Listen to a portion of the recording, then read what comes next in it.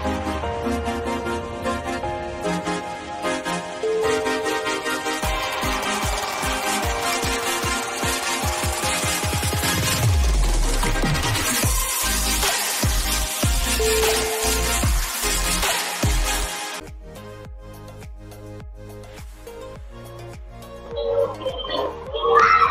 Assalamualaikum warahmatullahi wabarakatuh.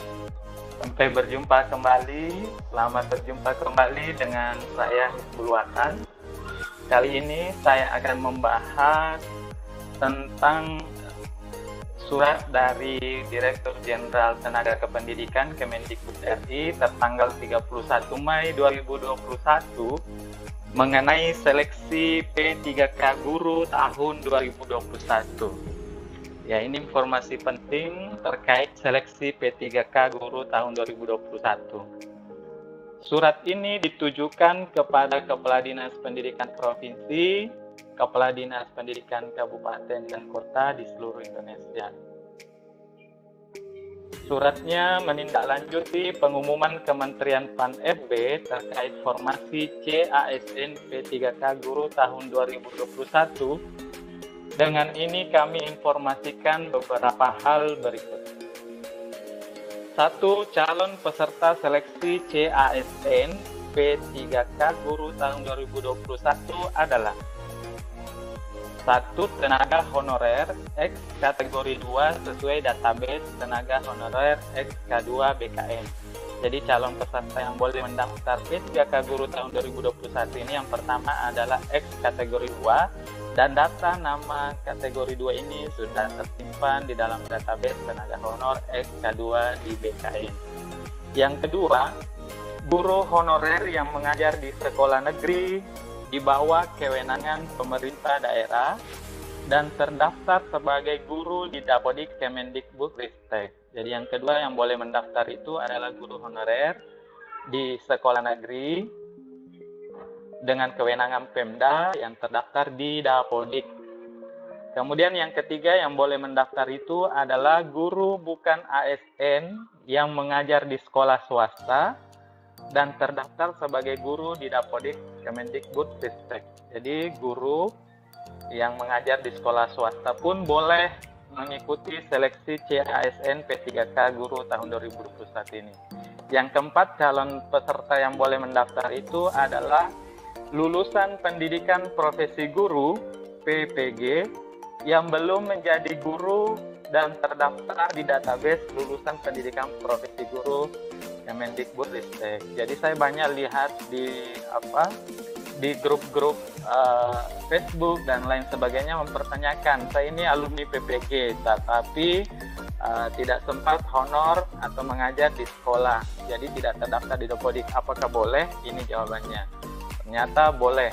Lulusan pendidikan profesi guru yang belum menjadi guru tetapi dia terdaftar di database lulusan pendidikan PPG, bukan di Dapodik.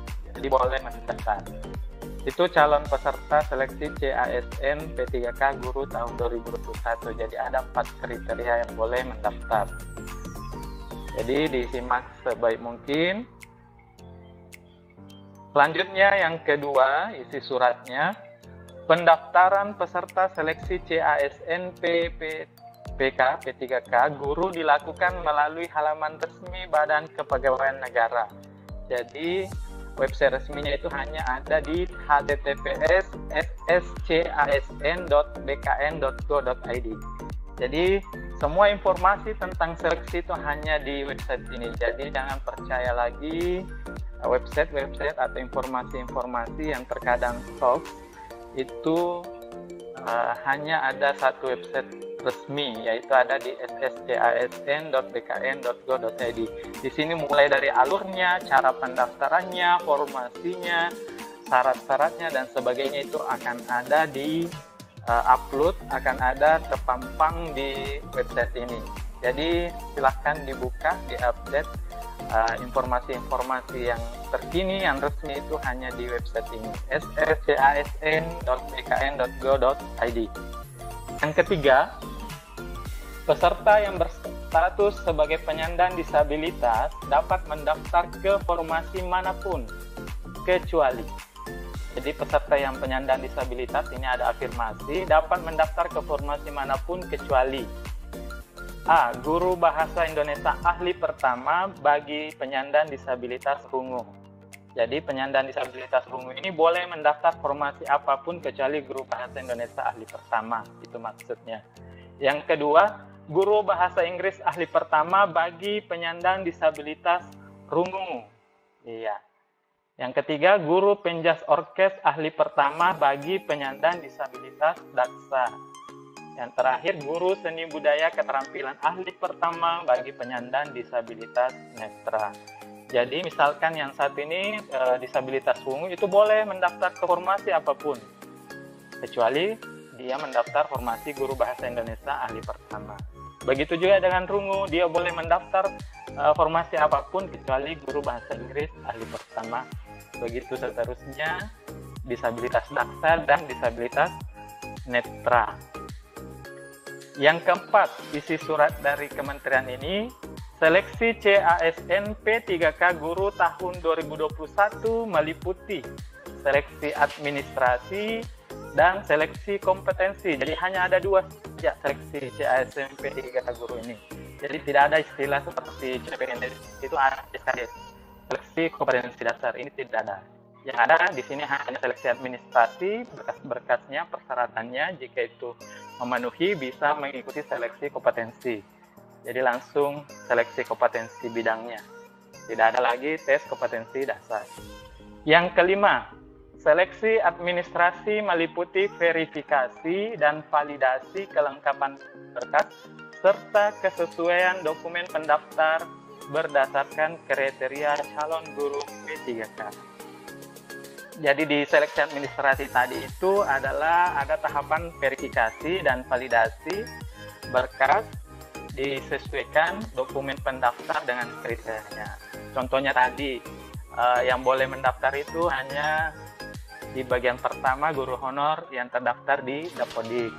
Jadi jika ada guru honor yang belum terdaftar di Dapodik, kemudian dia juga bukan lulusan PPG, itu berarti tidak lulus berkas, seperti itu. Jadi akan ada verifikasi dan validasi berkasnya, apakah itu asli atau tidak, kemudian disesuaikan apakah berkas itu sudah sesuai dengan pendaftaran kriteria calon guru P3K. Berkas yang diperlukan untuk seleksi administrasi, di sini ada beberapa berkas yang harus kita siapkan dari sekarang. Nah, karena ini informasi resmi dari Kemendikbud, jadi ini valid, bukan hoax. Yang pertama itu pas foto. Yang kedua, scan kartu tanda penduduk KTP. Yang ketiga, scan ijazah dan transkrip nilai pada jenjang S1 atau diploma 4. Yang keempat, scan sertifikat pendidik bagi yang memiliki. Yang kelima, bagi pendaftar penyandang disabilitas menambahkan 1. Surat keterangan penyandang disabilitas dari rumah sakit atau puskesmas milik pemerintah. Yang kedua, video singkat melakukan kegiatan sehari-hari dan menjalankan tugas sebagai pendidik. Itu syaratnya, jika dia disabilitas ada tambahan. Selanjutnya, verifikasi dan validasi dilakukan secara otomatis dan manual melalui sinkronisasi database BKN dan Dapodik Kemendikbudristek. Jadi ini juga banyak mempertanyakan bagaimana jika ijazah saya linear tapi di sekolah saya tidak ada formasi. Nah, itu semua nanti akan akan tersistem otomatis oleh sistem yang dibangun oleh BKN. Jadi itu akan misalkan di sekolah itu tidak ada formasi kita, tapi kita berhak untuk mendaftar. Sistem itu akan mengaturnya bahwa kita tidak bisa muncul nama sekolah yang kita akan daftar yang tempat kita mengabdi, karena di situ sudah tidak ada formasi untuk jurusan kita. Jadi itu akan semua diatur oleh sistem nantinya.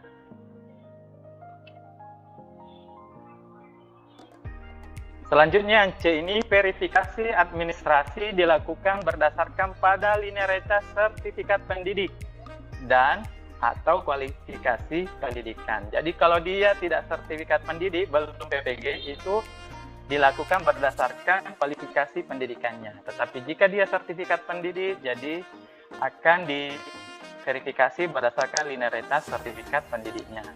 Jika sertifikasi pendidik tidak sesuai, dilanjutkan dengan verifikasi berdasarkan pada linearitas kualifikasi pendidikan.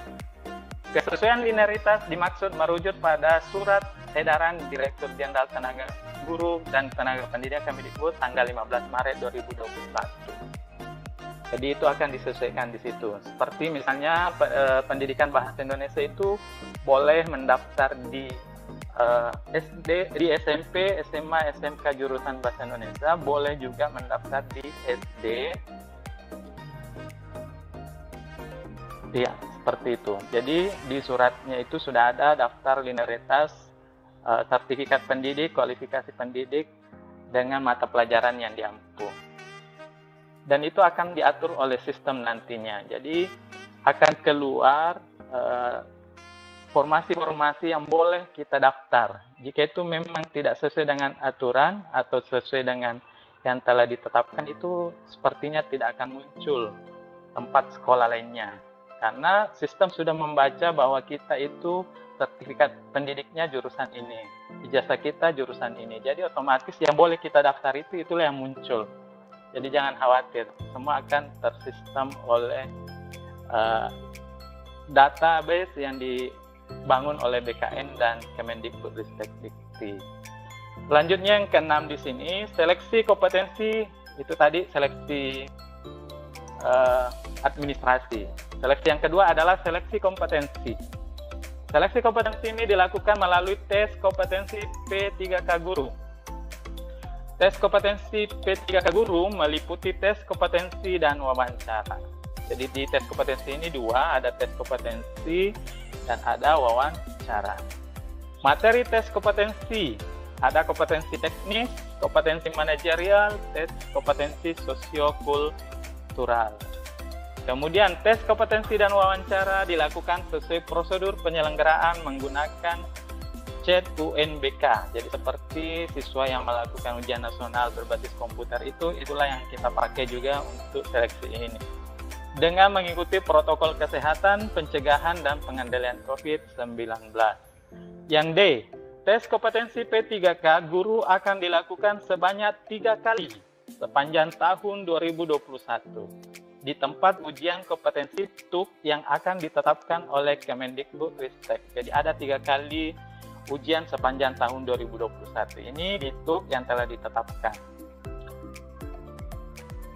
Yang E, seluruh pelaksanaan tes kompetensi P3K dibiayai oleh Kemendikbudristek melalui Ditjen GTK untuk pembiayaan SDM CAT UNBK dan dana BOS untuk operasional di TUK yang meliputi kebersihan, kesehatan, dan keamanan. Yang terakhir, hal-hal teknis berkaitan dengan pelaksanaan tes kompetensi P3K akan diinformasikan kemudian. Selanjutnya, kami mohon bantuan saudara untuk menyampaikan informasi data sesuai dengan kewenangannya. Atas perhatian dan kerjasama saudara, kami sampaikan terima kasih. Tertanda Direktur Jenderal Bapak Irwan Syahril. Ya, itulah tadi surat resmi dari Kementerian Pendidikan dan Kebudayaan, Riset dan Teknologi RI pertanggal 31 Mei 2021 perihal seleksi P3K Guru tahun 2021. Ini informasi yang valid. Isi suratnya termasuk ada calon peserta seleksi yang boleh mendaftar. Kemudian pengaturan seleksinya ada 2, seleksi administrasi dan seleksi kompetensi. Seleksi administrasinya berkas yang perlu disiapkan ada juga terpampang di surat ini. Kemudian seleksi kompetensinya apa saja dan tahapan-tahapannya seperti apa itu sudah dijelaskan dalam surat ini. Resmi dari Direktur Jenderal Guru dan Tenaga Pendidikan Kemendikbud RI Bapak Irwan Syahril. Sekian informasi. Tunggu informasi selanjutnya tentang kapan seleksi itu dilaksanakan. Sekian, Assalamualaikum warahmatullahi wabarakatuh.